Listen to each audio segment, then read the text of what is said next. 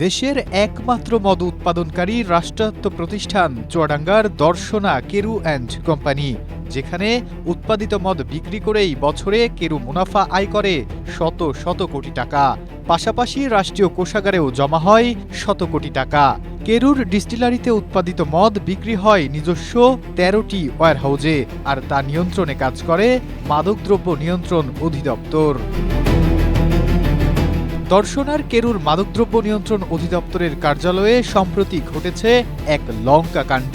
শাহজালাল খান মাদকদ্রব্য নিয়ন্ত্রণ অধিদপ্তরের চুয়াডাঙ্গা কার্যালয়ের ইন্সপেক্টর, অতিরিক্ত দায়িত্ব পালন করেন কেরুর ডিস্টিলারি কার্যালয়ের ইন্সপেক্টর হিসেবে। স্ট্রবেরি সুপার ডটেড ও ক্লাসিক ভ্যারিয়েন্টে সেনসেশন জাগুক শিহরণ।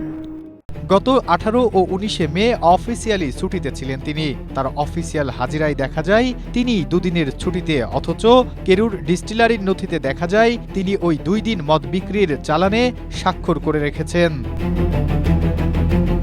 শাহজালাল খানের স্বাক্ষরিত চালানে এই ২ দিন কেরু ডিস্টিলারি থেকে মদ চালান গেছে ঢাকার মতিঝিল ওয়্যারহাউজে, অথচ তিনি ছিলেন ছুটিতে।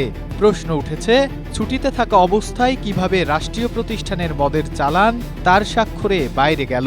তো যেহেতু আমি এখানে অতিরিক্ত দায়িত্বে আছি এবং এখানে অল্টারনেটিভ কোনো ইন্সপেক্টর নাই, সেই জন্য কেরুর মালামাল পরিবহনে বা বের হতে যাতে কোনো হ্যাম্বার না হয় এবং এখানে কেরু কোম্পানি যাতে তাদের বিক্রয়ের সমস্যা না হয়, পাশাপাশি যারা আসবে নিতে তাদের যেন কোনো প্রবলেম না হয়, সেই জন্যে আমি ওখানে ওই চালানে সিগনেচার করে আমার হাবিবকে বলে দিলাম যে তুমি রিকুইজিশন যখন পাবা, রিকুইজিশন অনুযায়ী এটা তুমি ফিল আপ করে তুমি ওই কনসার্ন যারা মাল দিতে আসে তাদেরকে দিয়ে দিবা। এ ব্যাপারে কেরু ডিস্টিলারির মহাব্যবস্থাপক জানান, তাদের চালানে কোনো সমস্যা হয়নি।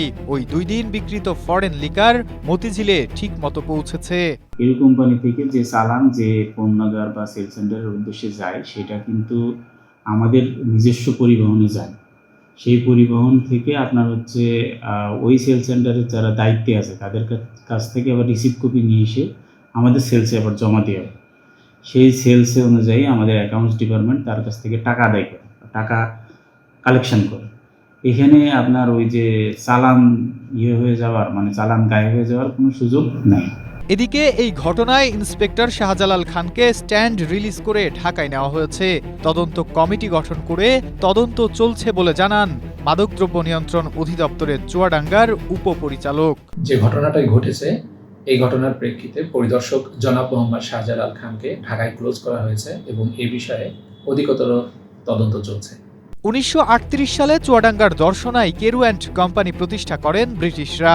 চলতি অর্থ বছরে প্রায় ২০০ কোটি টাকা রাজস্ব দিয়ে ১৩০ কোটি টাকার উপরে মুনাফা করেছে প্রতিষ্ঠানটি। Desk report, Asia post.